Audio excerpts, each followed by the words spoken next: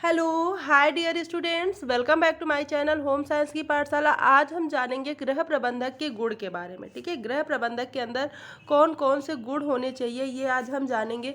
पहले तो हम जानते हैं गृह प्रबंधक कौन होता है। ठीक है, गृह प्रबंधक कौन होता है? जो गृह की जो व्यवस्थाएं होती है उसका जो कोई प्रबंधन करता है, मतलब कौन सा कार्य कब करना है, कैसे करना है, वो जो कोई निर्णय लेता है वो होता है गृह प्रबंधक। गृह प्रबंधक के कौन कौन से गुण होने चाहिए वो हम आज की वीडियो में देखेंगे। तो सबसे पहला गुण होना चाहिए दूरदर्शिता का। ठीक है, कौन सा गुण होना चाहिए? दूरदर्शिता का। जो गृह प्रबंधक हो, जो गृह के कार्यों का प्रबंधन कर रहा हो, उसके अंदर दूरदर्शिता होनी चाहिए। दूरदर्शिता कैसे? आज वो जो कार्य की योजना बना रहा है या फिर उस कार्य का जो निर्णय ले रहा है वो आगे चल के कोई उससे हानि तो नहीं हो सकती है, या फिर उसके आगे चल के लाभ है। ये दोनों चीज़ें देखनी पड़ती। ठीक है, अगर हम तात्कालिक परिस्थितियों में कोई निर्णय ले रहा है, अगर वो गृह प्रबंधक, और वो अभी के लिए तो वो चलो ठीक है, और आगे चल के उसकी हानियां हैं, तो ऐसे निर्णय नहीं लेना चाहिए। तो गृह प्रबंधक के अंदर ऐसा गुण होना चाहिए कि वो ये जान सके कि इस निर्णय का या फिर इस योजना का आगे चल के क्या लाभ है, क्या हानि है। ठीक है, ये होता है दूरदर्शिता। दूरदर्शिता मतलब दूर तक देखना, किस योजना में हमें फ़ायदा है या नुकसान। कभी कभी होता है कोई कार्य होता है उसको हम तुरंत करते हैं तो उसकी लाभ होते हैं, पर आगे चल के उसकी हानियाँ होती हैं।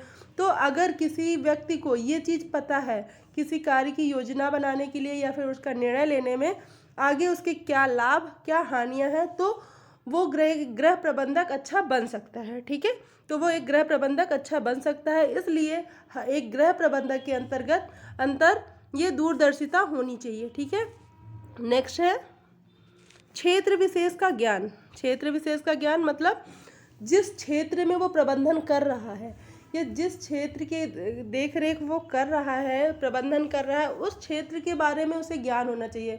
हाँ, किसी के घर की अगर गृह प्रबंधक के अंतर्गत हर चीज़ आती है। ठीक है, तो अगर हम किसी चीज़ का लेखा जोखा बना रहे हैं और कोई गृह प्रबंधक है, उसे ज्ञान ही नहीं है गणित का, उसे गणित का ज्ञान नहीं है, या फिर उसे बजट का ज्ञान नहीं है, तो वो कैसे एक प्रबंधन कर सकता? नहीं कर सकता ना। तो वो जिस क्षेत्र में वो प्रबंधन कर रहा है उस क्षेत्र विशेष का ज्ञान उसे होना चाहिए।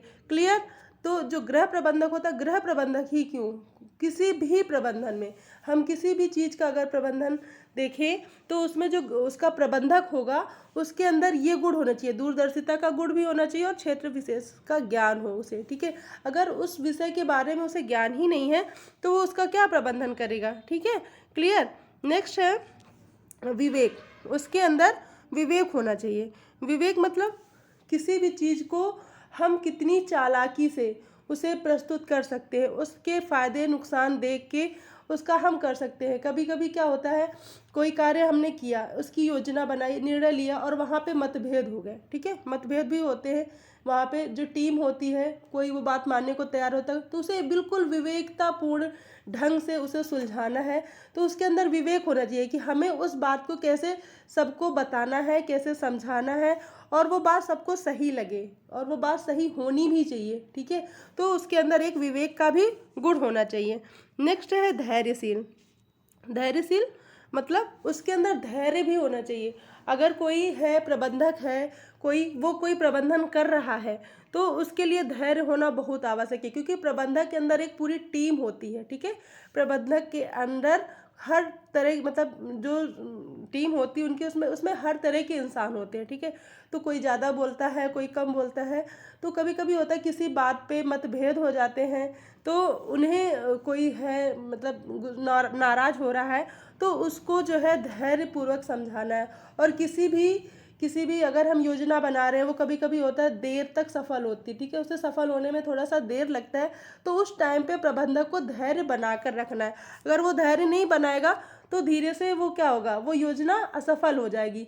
जो वो प्रबंधन कर रहा है, प्रबंधक है जो वो प्रबंधन कर रहा है, वो योजना असफल हो जाएगी अगर वो कुछ समय तक सफल नहीं हो रही है और प्रबंधक ने धैर्य नहीं बना के रखा है। तो हर प्रबंधक के अंदर धैर्यशीलता भी होनी चाहिए। नेक्स्ट है पहल शक्ति। ठीक है, पहल शक्ति भी होनी चाहिए। अगर कोई मैनेजमेंट है, कोई प्रबंधक है, वो कोई योजना बना रहा है उसका जो निर्णय ले रहा है, तो उसे क्या करना है, उसे वो कार्य पहले आके करने की क्षमता उसके अंदर होनी चाहिए। ठीक है, अगर वह व्यक्ति पहले आके काम नहीं करेगा तो कोई दूसरा आके भी उसको उसकी पहल नहीं कर सकता। कोई निर्णय लेना है, उसको पहल करके हमें निर्णय लेना है। प्रबंधक के अंदर ये शक्ति होनी चाहिए। कैसी? पहल शक्ति की। मतलब अगर कोई कार्य है, उसे पहले योजना बनाने की जो शक्ति है वो होनी चाहिए, निर्णय लेने की शक्ति होनी चाहिए, और कार्य को शुरुआत करने की भी शक्ति उसके अंदर होनी चाहिए। कभी कभी ऐसा होता है, किसी प्रबंधक ने कोई योजना बनाई, उसका निर्णय लिया गया, फिर वो कार्य करने के लिए टीम पीछे हटती है। तो प्रबंधक के अंदर ये शक्ति होनी चाहिए। ठीक है, तो पहल शक्ति, 5वीं हुई पहल शक्ति। प्रबंधक के अंदर पहल शक्ति होनी चाहिए। नेक्स्ट है निर्णय शक्ति।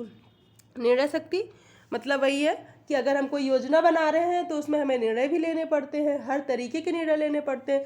कभी कभी मध्य में लेने पड़ते, कभी लास्ट में लेने पड़े, और उस निर्णय का उत्तरदायित्व भी होना चाहिए। ठीक है, पहले तो हम जो है निर्णय लेने के लिए उसमें देखते हैं कौन सा कार्य है, उसके जो है उसका जो समस्या देखते हैं, उसका चुनाव, उसमें बहुत सारे समस्या के जो हल होते हैं उनको ढूंढते हैं। फिर उसके बाद उसका जो उत्तम हल होता है वो निर्णय लिया जाता है। ठीक है, तो जो निर्णय होता है वो प्रबंधक के अंदर अच्छे से आना चाहिए। उसे निर्णय लेने की क्षमता होनी चाहिए कि हमें किस टाइम पे किस चीज़ का निर्णय लेना है। ठीक है, नेक्स्ट है नेतृत्व का गुण। नेतृत्व का गुण बहुत ही आवश्यक है एक प्रबंधक के अंदर, क्योंकि प्रबंधक के अंतर्गत बहुत पूरी टीम वर्क करती है। ठीक है, पूरी टीम वर्क कर रही है, और उसे नेतृत्व का गुण नहीं होगा तो वो पूरी टीम को कैसे सुचारू ढंग से चला पाएगा? नहीं चला पाएगा ना। तो नेतृत्व का गुण होना चाहिए, मतलब उसे किस तरीके से लोगों को अपनी बात मनवानी है, और कैसे किसी कार्य को करना है, आगे आके करना है, ये गुण होते हैं नेतृत्व के। ठीक है, तो नेतृत्व का गुण भी होना चाहिए एक प्रबंधक के अंदर। ठीक है, नेक्स्ट है प्रभावशाली। एक प्रबंधक को प्रभावशाली भी होना चाहिए। क्यों? अगर वो प्रभावशाली नहीं है तो उसकी किसी बात का किसी पे कोई प्रभाव ही नहीं पड़ेगा। तो कोई भी जो संस्था है जहाँ पे वो प्रबंधक कर रहा है, जैसे गृह प्रबंध में भी देख ले, अगर उसके प्रभावशाली व्यक्तित्व नहीं है तो उसका कोई बात मानेगा ही नहीं। तो एक प्रबंधक को प्रभावशाली व्यक्तित्व का भी होना चाहिए। ठीक है, उसका जो व्यक्तित्व हो वो एक प्रभावशाली व्यक्तित्व, मतलब अगर वो कहीं पर खड़ा है तो लोग उसे उसके प्रभाव को चुने, उसके प्रभाव को समझे। ठीक है, ऐसा व्यक्ति होना चाहिए प्रबंधन के लिए। तो उसी तरह गृह प्रबंधन में भी जो गृह प्रबंधक होता है उसका जो भी व्यक्तित्व हो वो प्रभावशाली होना चाहिए। तभी तो पूरे घर के जो मेंबर हैं, सदस्य हैं, वो उसकी बात मानेंगे। नेक्स्ट है पक्षपाती ना हो। ठीक है, क्या होना चाहिए? पक्षपाती ना हो।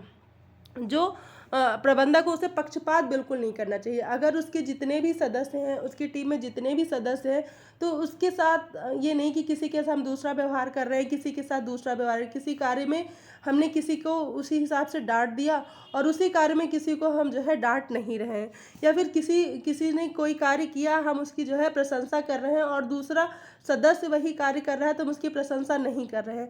तो पक्षपात नहीं होना चाहिए प्रबंधक के अंदर। ठीक है, अगर वो पक्षपात करेगा तो उसकी टीम वैसे भी इधर उधर हो जाएगी, कोई भी वर्क सही से नहीं होगा। तो एक अच्छे प्रबंधक में, चाहे वो गृह प्रबंधक हो, चाहे वो कैसा भी प्रबंधक हो, वो पक्षपाती उसे नहीं होना चाहिए।